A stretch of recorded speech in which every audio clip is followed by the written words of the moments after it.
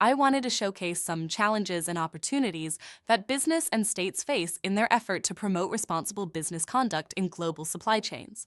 I am going to do this by presenting highlights from a human rights impact assessment I conducted in the fisheries supply chain in Tunisia a couple of years ago. Just to provide a brief context, the UNGPs and new legislation require that companies exercise human rights due diligence throughout their supply chains to identify, prevent, and mitigate negative human right impact. It's important, though, to keep in mind that global supply chains are highly complex webs of business and trading relationships spread across numerous countries with varying cultures, standards, and government regulations. Therefore, claiming supply chains free from human rights violations requires the cooperation for all involved stakeholders. Important message is that responsible business conduct, when achieved, aims to deliver tangible, immediate, and long-term benefits for business and societies. The human rights impact assessment in the fisheries industry I conducted in Tunisia was part of a UNDP project to promote responsible business conduct in the country. This is a typical fisheries supply chain. As you can see, from the moment the fish is captured, there are numerous tiers of transporters, middlemen, and distributors before the fish production arrives to the retail market and then to our plate. Many human rights violations can happen at different tiers of the supply chain. One of the main human rights issues identified during the assessment relates to labor exploitation. For example, unsafe working conditions, migrant workers' rights abuses, and lack of contracts and social protection. Elimination of exploitation improves health and safety and fair compensation, and ultimately drives mid- and long-term sustainable fisheries and poverty reduction. Women play a key role in this industry, but their income remains very limited. By strengthening the income of more than 4,000 women only in the clam sector through better market access, we promote at the same time gender equality and decent work and economic growth. Illegal, unreported, and unregulated fishing is identified as a main root cause for human rights violations in the fisheries industry. Fishing without authorization in protected waters enables the violation of national and international law and leads to several human rights and environmental abuses.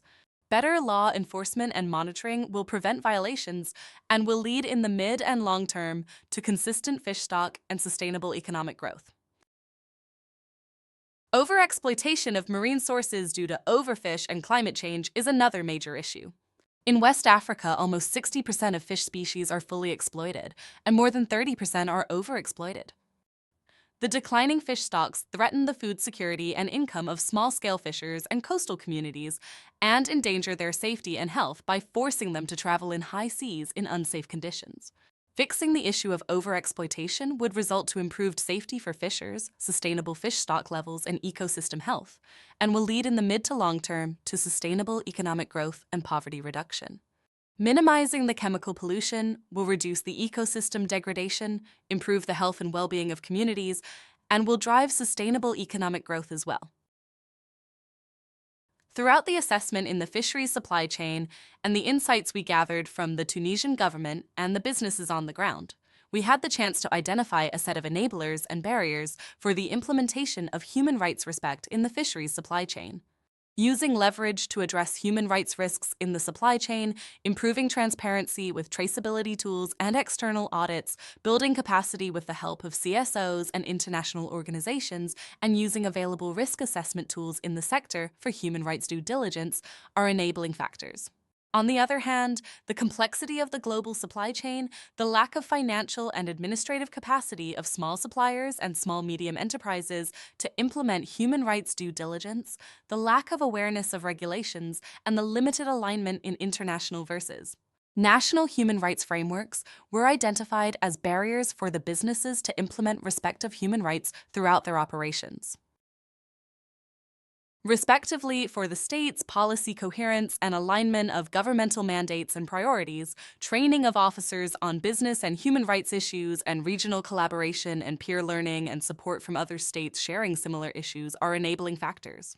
On the other hand, weak law and law enforcement, systemic corruption, limited legal reach covering the whole supply chain, and the existence of an extensive informal sector, approximately of 86% of the workforce in Africa, constitute factors slowing down the human rights respect implementation progress. Thank you for your attention.